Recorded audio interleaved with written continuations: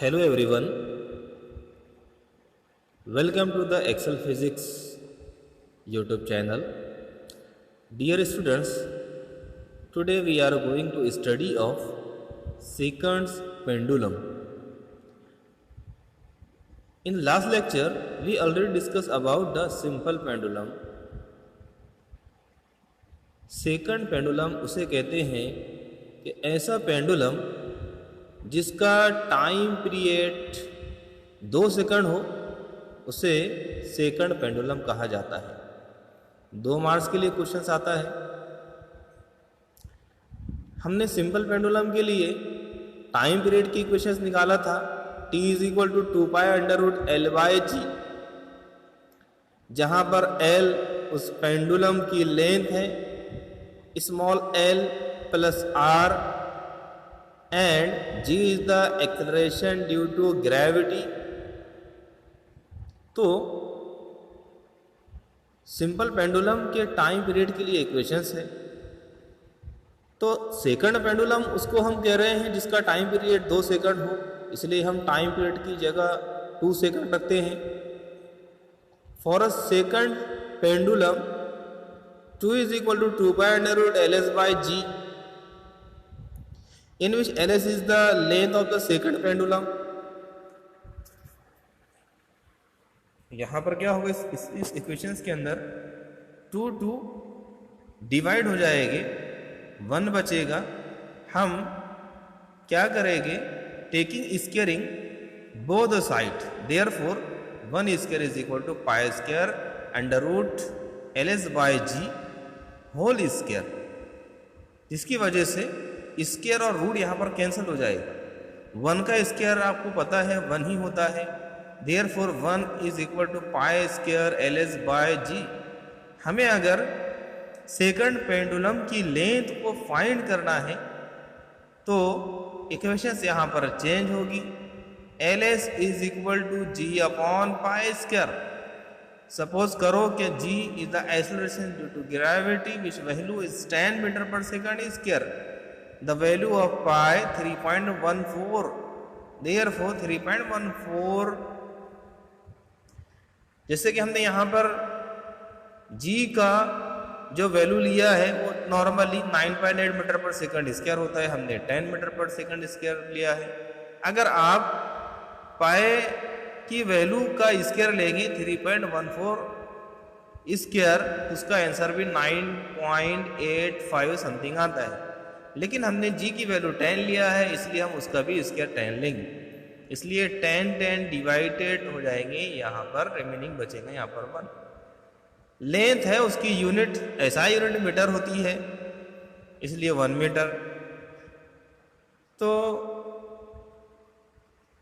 हमने यहाँ पर क्या फाइंड किया है, लेंथ ऑफ सेकंड पेंडुलम, कि अगर एक्सेलरेशन ड्यू टू ग्रेविटी 10 मीटर/सेकंड² हो और π² भी 10 हो, तो यहाँ पर सेकंड पेंडुलम की लेंथ जो है तो 1 मीटर होती है। अगर हमें लेंथ यहाँ पर फाइंड हो चुकी है तो हम किसी भी सैटेलाइट पर एक्सेलरेशन ड्यू टू फाइंड कर सकते हैं। It can be used to determine acceleration due to gravity g at that place. After that, laws of simple pendulum from the equation कौन सी है इसकी सिंपल पेंडुलम की, t = 2π√L/g। अब यहां पर आप देखेंगे इसके 4 लॉ है। पहला लॉ है यहाँ पर law of length, second law है law of acceleration due to gravity, third law है इसका law of mass, and fourth law है इसका लॉ ऑफ आइसोक्रोनस, जिसको हम लॉ ऑफ एम्पलीट्यूड भी कहते हैं। आपको याद रखने की जरूरत है, सिर्फ ये इक्वेशन याद रखो, t = 2π√L/g। तो यहाँ पर आप देखेंगे L भी कांस्टेंट है, G भी कांस्टेंट है, 2π भी कांस्टेंट है। हम पहले क्या करते हैं, 2π और √g को कांस्टेंट बनाते हैं। तो अगर ये कांस्टेंट टर्म है, क्योंकि लेंथ ऑफ पेंडुलम ये भी कांस्टेंट होता है, और जहां पर आप पेंडुलम का टाइम पीरियड को फाइंड कर रहे हैं तो वहां पर उसका एक्सेलरेशन ड्यू टू ग्रेविटी भी कांस्टेंट होगा, इसलिए इसमें सारे फैक्टर जो है तो कांस्टेंट है। तो फर्ज करो कि 2 पाई अंडर रूट जी, हम इसको कांस्टेंट लेते हैं। अगर ये कांस्टेंट हटा तो डायरेक्टली प्रोपोर्शनल का सिंबल लगता है। Therefore T is directly proportional to under root L. तो पहला लॉ यहाँ पर क्या है? Law of length, the period of the simple pendulum is directly proportional to the square root of its length. यहाँ पर पहला लॉ यहाँ पर है, जाहिर सी बात है। अब देखिए यहाँ पर t is equal to 2 pi under root L by g, standard equation लिया अपन ने। पहला लॉ क्या कह रहा है? अगर सिंपल पेंडुलम की लेंथ अगर बढ़ती है तो उसका टाइम पीरियड भी बढ़ेगा। देखिए पहले मैंने यहाँ पर क्या किया हूँ कि सिंपल पेंडुलम की लेंथ यहाँ पर 1 मीटर लिया हूँ और जी की value 10 metre per second square. वैसे तो 9.8 मीटर पर सेकंड स्क्वायर होती है, लेकिन यहाँ पर हमने सपोज किया जी is equal to 10 metre per second square. Value को, ये सारी वैल्यू को हम इक्वेशंस के अंदर पुट कर देते हैं। तो t is equal to 2 into pi की वैल्यू 3.14, अंडर रूट एल की वैल्यू 1 मीटर और यहाँ पर g की वैल्यू है 10 मीटर पर सेकंड स्क्वायर। तो 2 इंटू 3.14 1/10 होता है 0.1 और हमने 0.1 का स्क्वायर निकाले तो उसका स्क्वायर आया 0.316। उसके बाद में 2 इंटू 3.14 दोनों का मल्टीप्लीकेशन किए तो 6.28। फिर उसके बाद में इन दोनों का मल्टीप्लाई करने से 1.98 इतना आंसर आता है। हमने टाइम पीरियड फाइंड किया है। अगर उस पेंडुलम की लेंथ 1 मीटर हो तो उसका टाइम पीरियड 1.98 सेकंड होता है। मतलब वो एक ऑस्किलेशंस को कंप्लीट करने के लिए 1.98 इतना टाइम ले रहा है, अगर उस पेंडुलम की लेंथ 1 मीटर हो। अब मैंने यहाँ पर क्या किया हूँ, लेंथ को डबल कर दिया हूँ। L is equal to 2 metre, then G is equal to 10 metre per second square.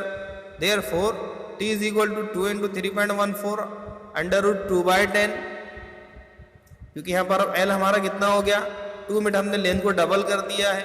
T is equal to 2 into 3.14 as it is रहेगा 2/10, इसका आंसर 0.2 आएगा। फिर हमने इसका स्क्वायर रूट निकाले तो 0.447 आता है इसका स्क्वायर रूट। दोनों का मल्टीप्लीकेशन किए तो t is equal to 2.80 second. अब यहाँ पर देखिए बहुत कॉमन सी चीज़ है, मैं आपको समझा रहा हूँ कि ये लॉ ऑफ लेंथ किसको कहते हैं। आपके समझ में आ गया होगा कि पहले यहाँ पर सिंपल पेंडुलम की लेंथ 1 मीटर थी तो उसका टाइम पीरियड कितना था 1.98 सेकंड। फिर हमने क्या किया है, यहाँ पर लेंथ को यहाँ पर बढ़ा दिए, उसको डबल कर दिए, तो टाइम पीरियड कितना हुआ, कम हो या ज़्यादा हो, बढ़ गया यहाँ पर। तो कहने का मतलब क्या हो रहा है कि अगर सिंपल पेंडुलम की लेंथ बढ़ती है उसका टाइम पीरियड भी क्या होगा, बढ़ेगा। समझ में आ गया आप लोगों के? तो ये पहला है, आपको सिर्फ इक्वेशन याद रखना है, उस पे से लिखना है। तो लॉ ऑफ लेंथ क्या है, the period of simple pendulum is directly proportional to the square root of its length. ठीक है, नेक्स्ट दूसरा है law of acceleration due to gravity. देखिए याद रखो कि अगर डिनोमिनेटर में की वैल्यू अगर बढ़ती है तो हमेशा आंसर ज्यादा आता है। अगर डिनोमिनेटर में वैल्यू अगर बढ़ती है तो आंसर हमेशा कम आता है, और डिनोमिनेटर में अगर वैल्यू यहाँ पर कम होती है तो आंसर हमेशा ज़्यादा आता है। तो अब देखिए फिर से यहाँ पर क्या हो गया, 2 पाई अंडर रूट एल, ये दोनों कांस्टेंट थे। देन टी से अब यहाँ पर डायरेक्टली नहीं पढ़ेंगे, हम इसको क्या पढ़ेंगे, inversely proportional to square root of acceleration due to gravity. ये सेकंड लॉ हमारा यहाँ पर, इसका मतलब ये हो रहा है कि ग्रेविटी की वजह से जो एक्सेलरेशन होता है जिसको g कहते हैं, अगर ये ज्यादा हुआ तो टाइम पीरियड क्या होगा, कम होगा, और अगर ये कम हुआ तो टाइम पीरियड क्या होगा, ज्यादा होगा, क्योंकि अब वो एक दूसरे के इनवर्सली प्रोपोर्शनल है। Then t is directly proportional to 1/√g। बात समझ में आ रही है? तो law of acceleration due to gravity क्या है, the period of simple pendulum is inversely proportional to square root of acceleration due to gravity. अब मुझे बताइए कि मान लीजिए कि अर्थ पर सिंपल पेंडुलम का जो टाइम पीरियड है तो वो 2 सेकंड है, 2 सेकंड है। अगर मैं उसको उस जगह पे लेके जाओ, उस प्लेस पे लेके जाओ जहां पर जी की वैल्यू 1.6 हो, तो क्या उसका टाइम पीरियड वहां पर बढ़ेगा या कम होगा? कमेंट बॉक्स में आप लिखकर बताइए। लॉ ऑफ मास, अब देखिए यहाँ पर इस इक्वेशन के अंदर कोई भी मास नहीं है। इसका मतलब क्या हो रहा है कि जो सिंपल पेंडुलम का टाइम पीरियड होता है तो वो इंडिपेंडेंट होता है किस पर? उस पेंडुलम के मास पर। Therefore, the period of the simple pendulum does not depend upon its mass. ठीक है, नेक्स्ट उसके बाद में यहाँ पर एम्पलीट्यूड भी आपको नहीं दिख रहा इस इक्वेशंस के अंदर, तो क्या होगा?